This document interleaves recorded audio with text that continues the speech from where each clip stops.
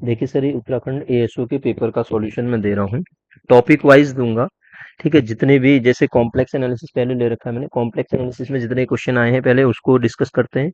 फिर linear algebra, real analysis, model algebra, इस तरीके से हम डिस्कस करेंगे इसमें। ठीक है, तो छोटी छोटी शॉर्ट वीडियो बनाऊंगा मैं, इनको आप देख सकते हैं एक एक करके। सारा पेपर 200 क्वेश्चंस का हम सॉल्व करेंगे। देखिए, जैसे पहला क्वेश्चन इसमें लिखा है, 174th क्वेश्चन है, बाइलिनियर ट्रांसफॉर्मेशन का आया है। W is equal to, transformation के फिक्स्ड पॉइंट बताने हैं। फिक्स्ड पॉइंट की डेफिनेशन क्या होती है? जब एफ जेड जो है आपका जेड के बराबर आ जाए तो जेड की जो वैल्यू आएंगी वही फिक्स्ड पॉइंट होते हैं। तो W मतलब एफ जेड होता है। W इज इक्वल टू क्या होता है आपके पास? F Z. तो W की वैल्यू रख दो आप जेड। तो जेड इज इक्वल टू आप रखेंगे Z upon Z minus two. और जब आप इसको सॉल्व करेंगे क्रॉस मल्टीप्लाई करके, तो इक्वेशन बनेगी Z square minus two Z और माइनस का जेड यहाँ ले आऊंगा इक्वल टू जीरो। तो ये बनेगा आपका Z square minus three Z is equal to zero. Z common ले लो, अंदर बचेगा Z minus three is equal to zero. तो इसको जब सॉल्व आप करेंगे तो जेड की वैल्यू क्या आएगी? एक आएगी जीरो, एक आएगी थ्री। ठीक है, तो जीरो कॉमा थ्री इसका ऑप्शन हो जाएगा। पहले तो इसका आंसर कितना आ गया आपका? जीरो कॉमा थ्री आ जाएगा ऑप्शन। ऐसे इसको सॉल्व कर लेंगे हम। ठीक है, अगला क्वेश्चन देखिए आप। अगला क्वेश्चन क्या कह रहा है? ये दिया है इंटीग्रेशन की वैल्यू, कॉची रेसिड्यू थ्योरम का यूज करके आप इसको निकाल सकते हैं। सबसे पहले इसमें क्या देखते हैं आप? इसको देखते हैं, mod Z plus I. Mod Z plus I is equal to one को अगर मैं देखता हूं, सर्किल की इक्वेशन क्या होती है? जेड माइनस ए का mod is equal to R. ठीक है, तो जेड इज इक्वल टू यहाँ कितना आएगा? माइनस आई। माइनस आई का सेंटर है यहाँ पे। माइनस आई का मतलब यूनिट, निगेटिव डायरेक्शन में वन यूनिट और वन रेडियस है। तो अब आप देखोगे तो ये आपका ओरिजिन है, यहाँ पे आपका माइनस का आई होगा। माइनस आई को सेंटर मानो और यूनिट रेडियस का सर्किल ड्रॉ कर दो। ये हो गया मॉड जेड माइनस वन। तो अब आप देखोगे integration of one upon Z square plus one को आप कैसे तोड़ सकते हैं? जेड स्क्वायर प्लस वन को आप लिखेंगे Z plus iota into Z minus iota. Z minus iota. अब आप देखिए इसको कैसे लिख दिया आपने? Z plus iota into Z minus iota. ठीक है, इंटू डी जेड। इंटू क्या हो गया? D Z. ठीक है, अब आप देखो यहाँ पे कौन सा पोल लाई करेगा वो देख लेते हैं। दो ही पोल हैं इसके, एक Z is equal to minus iota है, एक प्लस का आयोटा है। इन दोनों में से जो पोल लाई करेगा उस पोल को अगर हम ले लें तो वो पोल क्या है? एक मिनट, हाँ। इन दोनों में से जो पोल लाई करेगा वो पोल कौन सा है? Z is equal to minus iota. Z is equal to minus iota pole आपका लाई करेगा। ठीक है, तो Z is equal to minus iota पे, तो एफ जेड क्या हो जाएगा? तो हम इसको क्या लिख सकते हैं? Integration of F Z upon कितना? Z plus iota. ठीक है, एफ जेड अपॉन इतना। तो एफ जेड क्या चीज होगी? D Z. D Z. ठीक है, जहां पे एफ जेड क्या है? F Z is equal to, simple pole है ना दोनों। F Z is equal to कितना है आपका? One upon Z minus iota. तो सिंपल पोल पे रेजिड्यू निकालने का फॉर्मूला आपको पता होगा। ठीक है, नहीं है तो मैं बताता हूं। देखो क्या करेंगे आप? एफ ऑफ क्या है ये? माइनस आई की वैल्यू निकाल लेंगे। एफ ऑफ माइनस आई। ठीक है, एफ ऑफ माइनस आई कितना हो जाएगा आपका? वन अपॉन माइनस आई। तो माइनस वन अपॉन टू आई आ गया है। ठीक है, तो फॉर्मूला क्या होता है इंटीग्रेशन का? Two pi i into sum of residue. एक ही पॉइंट पे रेजिड्यू निकल रहा है, two pi i into minus one upon two i. ठीक है, तो आई से आई कैंसिल हो जाएगा और टू से टू कैंसिल हो जाएगा, माइनस पाई इसका ऑप्शन करेक्ट हो जाएगा। ठीक है, क्या ऑप्शन हो जाएगा? माइनस पाई इसका ऑप्शन हो जाएगा सर। ठीक है, अच्छा अब देखो अगला क्वेश्चन क्या कह रहा है। ये लॉरेंट सीरीज का आ गया। तो लॉरेंट सीरीज एक्सपेंशन से क्वेश्चन आया हुआ है, इसको सॉल्व करते हैं। देखिएगा आप इसको कैसे करेंगे। अगला क्वेश्चन देखिए सर, अगला क्वेश्चन सॉल्व करने के लिए हम, क्वेश्चन है हमारे पास ये। सबसे पहले mod Z plus one less than two है। हाँ, ये ध्यान देना, mod Z plus one less than two है। तो सबसे पहले इसको आप सॉल्व कर लो। किसको? जो फंक्शन दिया है उस फंक्शन को सॉल्व करोगे आप। फंक्शन क्या है? One upon Z plus one into Z plus three. Sir जब आप इसको सॉल्व करेंगे तो ये क्या मिलेगा? ए अपॉन पार्शियल फ्रैक्शन से सॉल्व कर लेंगे Z plus one plus B upon Z plus three. ठीक है, अब ध्यान देना, एक बार इसको एलसीएम, इसको आप one is equal to A of Z plus three plus B of Z plus one आएगा। अब आप एक बार इसको सॉल्व करने के लिए जेड इज इक्वल टू एक बार माइनस थ्री रखिए, एक बार माइनस वन रखिए। तो यहां से आपके पास इसमें रखेंगे तो ए की वैल्यू आ जाएगी वन बाई टू।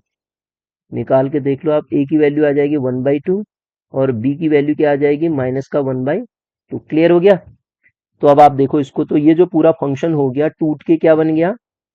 जब हमने इसको ब्रेक किया तो ये फंक्शन बन गया आपका वन बाई टू को मैं ले लेता हूं common, one upon Z plus one, ठीक है, और minus one upon Z plus three, Z plus three.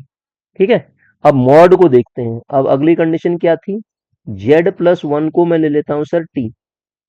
Z plus one को टी लेंगे तो जेड की जो वैल्यू आ जाएगी, जेड प्लस वन टी हो जाएगा, तो जेड प्लस थ्री कितना हो जाएगा?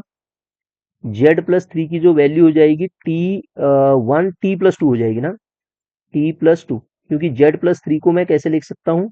Z plus one plus two लिख सकता हूँ ना, तो टी प्लस टू हो जाएगी। तो ये जो फंक्शन हो गया मेरे पास वन अपॉन टू टाइम, क्योंकि वो सीरीज एक्सपेंशन हम तभी कर पाएंगे ना जब आप टी की वैल्यू क्या आ जाएगी? Z lies between annulus part देखते हैं ना हम, T lies between zero to two हो जाएगा। ठीक है, ये रीजन जो हो जाएगा ना, ये mod T lies between, mod T lies between zero to two हो जाएगा, जीरो टू टू। तो अब आप एक्सपेंशन आसानी से कर सकते हैं इसका। तो ये क्या हो जाएगा? One by two T, one by two T. इतना देख के भी आप इसको सॉल्व कर सकते हैं। ये ऑप्शन गलत हो जाएगा, वन बाई टू टी में ये ऑप्शन गलत हो जाएगा, इन दोनों में से कोई एक सही होगा। अब दूसरे वाले को सॉल्व करने के लिए मैं इसको पूरा सॉल्व कर रहा हूं, देखना, माइनस का वन बाई टू टी को ऐसे ही रहने दूंगा, one by two Z plus one है वो, ठीक है, उसको एक्सपेंड करने की जरूरत भी नहीं है क्योंकि ये तो टी के फॉर्म में ही बन गया ना। और उसके बाद आपके पास वन बाई जेड वाली टर्म आ रही ना, मैं वो लॉरेंट सीरीज में। अब वन अपॉन इस पूरी सीरीज को कैसे एक्सपेंड करेंगे? टू टी प्लस टू था ना, टू को मैंने बाहर ले रखा है, तो टू कॉमन ले लीजिए इसमें से, और टू कॉमन लेंगे तो क्या आएगा? One plus T by to हो जाएगा ये, टी बाई टू। तभी आप मैक्लॉरिन सीरीज एक्सपेंड कर सकते हैं ना, वन बाई टू और वन बाई टू, ये वन बाई टू मैंने बाहर ले लिया था, तो टी आएगा ना, ये टू कहाँ से आ गया इसमें? खाली टी आएगा, वन बाई टू टी। ठीक है, ये वन बाई टू नहीं आएगा ना, और यहाँ पे भी वन बाई, अच्छा ये वन बाई टू तो रहेगा ही रहेगा, माइनस का वन बाई फोर, और इसको ऊपर ले जा लो आप, one plus T by to की पावर माइनस वन, इसका एक्सपेंशन कर लो आप। तो देखो माइनस वन बाई फोर, ये ऑप्शन तो वैसे ही गलत हो गया, सीधे आपका ऑप्शन करेक्ट हो जाएगा बी ऑप्शन। ठीक है, वन बाई फोर, इसको सॉल्व करो वही आएगा देखो। इसको जब आप सॉल्व करोगे तो वन बाई टू टी ये हो गया माइनस वन बाई फोर, जब इसका एक्सपेंशन खोलोगे आप क्या आएगा? One minus T by two, फिर plus T square by two dot dot. अब आप इसको सॉल्व करो अंदर, one minus one by four plus T by eight. T by eight का मतलब टी कितना था? जेड प्लस वन, तो टी बाई एट इसमें रख दो तो सॉल्व करके ये आ गया। ठीक है, तो ऑप्शन कौन सा करेक्ट हो जाएगा इसका? करेक्ट ऑप्शन ये हो जाएगा सर। ठीक है, कौन सा ऑप्शन? बी ऑप्शन इसका करेक्ट हो जाएगा। अब अगला क्वेश्चन देखिएगा आप, अगला क्वेश्चन देखिए। जी सर, अगला क्वेश्चन क्या है? ये क्वेश्चन है integration of C DZ upon Z minus pi, Z minus pi, और यहाँ पे दिया है मॉड जेड जो है सर थ्री है। Mod Z equal to three का मतलब जीरो सेंटर लेते हुए तीन रेडियस का आपने सर्किल ड्रॉ कर दिया, और जैसे ही आप इसके पोल को देखते हैं तो z इज इक्व टू पाई, पाई की वैल्यू होती है 3.14, 3.14 जो होगा वो आउटसाइड द सर्किल लाई कर जाएगा। तो आउटसाइड सर्किल है तो इंटीग्रेशन की वैल्यू क्या हो जाती है, आउटसाइड सर्किल है तो इंटीग्रेशन की वैल्यू क्या हो जाती है, जीरो। तो इसका आंसर क्या आ जाएगा, जीरो करेक्ट आंसर आ जाएगा इसका। ठीक है, अगला क्वेश्चन देखिए। अब ये क्वेश्चन तो बहुत ही आसान है।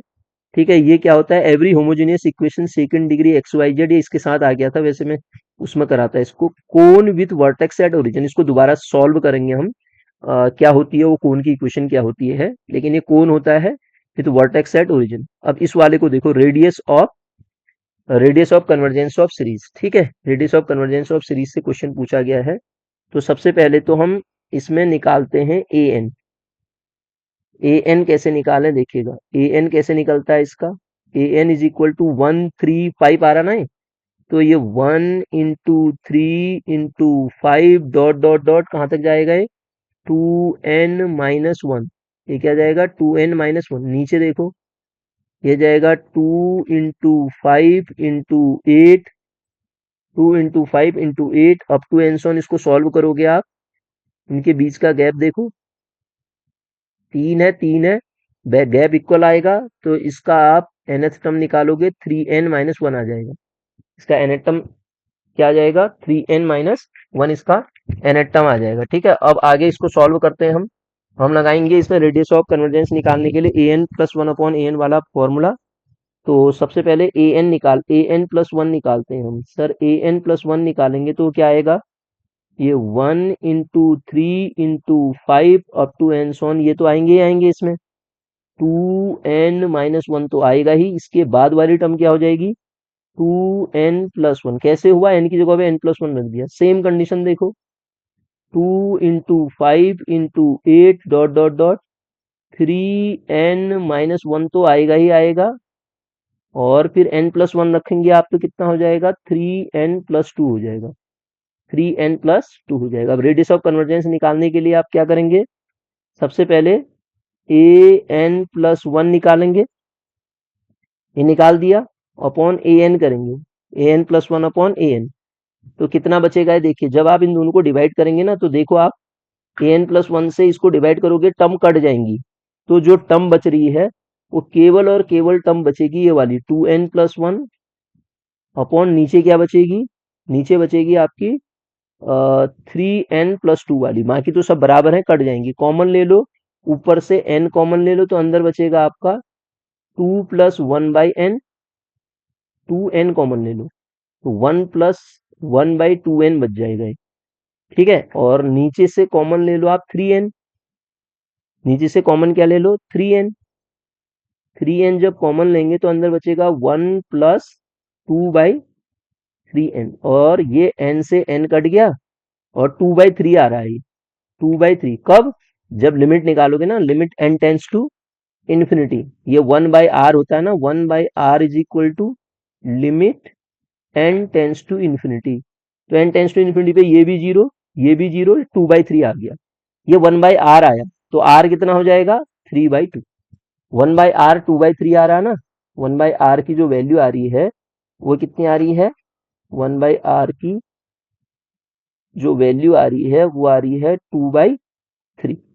ठीक है, तो r क्या होता है उसका उल्टा कर दो, तो r आपको क्या मिल जाएगा, 1/r जो आ रहा था, जी 1/r की जो वैल्यू आ रही थी सर, वो आ रही थी 2/3। तो लेकिन हमें रेडियस ऑफ कन्वर्जेंस तो r चाहिए, तो r इज इक्वल टू क्या हो जाएगा, 3/2 आ जाएगा। तो r की वैल्यू क्या हो जाएगी सर, 3/2 हो जाएगी। ठीक है, ये r की वैल्यू आ गई। अब देखिए अगला क्वेश्चन क्या है, अगला है z की पावर n अपॉन, अगला क्वेश्चन दिया है आपको, z की power n upon n to the power n। ये तो बहुत ही आसान है, इसका रेडियस ऑफ कन्वर्जेंस आप ए एन कितना है आपके पास, A N is equal to है सर 1/n की पावर n है। ठीक है, ए एन क्या है, 1/n की पावर n है।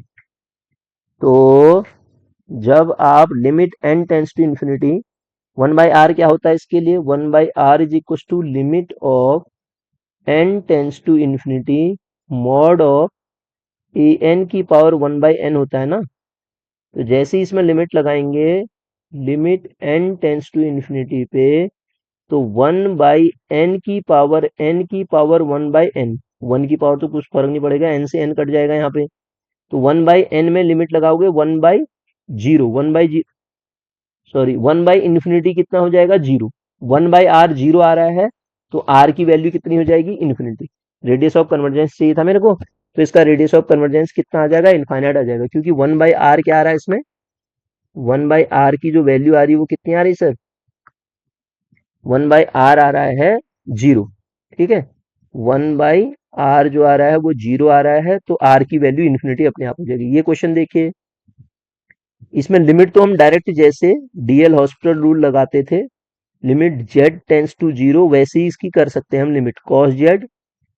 ठीक है ना, लिमिट के लिए डेरिवेटिव भी इसी तरीके से हो जाता है ना, किनका, तो y इज इक्वल टू, ये आप देखो लिमिट लगाओगे तो 1 to the power infinity form आ रही है, तो y हम ले लेते हैं, y इज इक्वल टू क्या हो जाएगा, log ले लेंगे दोनों side, log y is equal to limit of N z tends to infinity, z tends to 0, z tends to 0, 1 की पावर इन्फिनिटी तभी आएगा ना, z टेंस टू 0 क्या हो जाएगा, ये 1/z² into log of cos Z. ठीक है, अब इसमें लगा दो आप डीएल हॉस्पिटल रूल, ये 0/0 फॉर्म बन गई। अब ये limit Z tends to 0, log cos Z का क्या हो जाएगा, 1/cos जेड, और फिर कॉस जेड का करेंगे 1/cos जेड आएगा ना, लॉग ऑफ, इसका डेरिवेटिव करो आप, लॉग ऑफ कॉस जेड का कितना आएगा, 1/cos जेड, फिर कॉस जेड का करेंगे माइनस का साइन जेड। ठीक है, अपॉन नीचे कितना आएगा, ये 2z ना, तो limit z tends to 0, limit z tends to 0, ये माइनस साइन को बाहर ले लो, 10z आएगा ये, 10z अपॉन 2z। ठीक है सर, फिर एक बार और सॉल्व कर लो इसको, माइनस का लिमिट एक बार और डीएल हॉस्पिटल रूल लगाएंगे, लिमिट z टेंस टू 0, इसका कितना होता है, सेक स्क्वायर z होता है, और नीचे कितना आ जाएगा 2, अब लिमिट लगा दो, ये 1/2, तो log y की जो वैल्यू आ रही है, y माना था ना मैंने इसको, log y की जो वैल्यू आ रही है वो आ रही है यहां से माइनस का 1/2, माइनस का 1/2, तो y कितना आ जाएगा, y मैंने इस पूरे को मान रखा है, जो लिमिट है ना इसको y मान रखा है, तो y कितना हो जाएगा, e raised to the power -1/2, तो y की वैल्यू कितनी हो जाएगी sir, e raised to the power -1/2 is the correct answer. ठीक है, ये इसका करेक्ट आंसर आ जाएगा। ओके, तो ये पहला मैंने आपको पार्ट बताया, इसी तरीके से पहले कॉम्प्लेक्स को खत्म करता हूं मैं, फिर टॉपिक वाइज आपको कराऊंगा इसमें। ठीक है।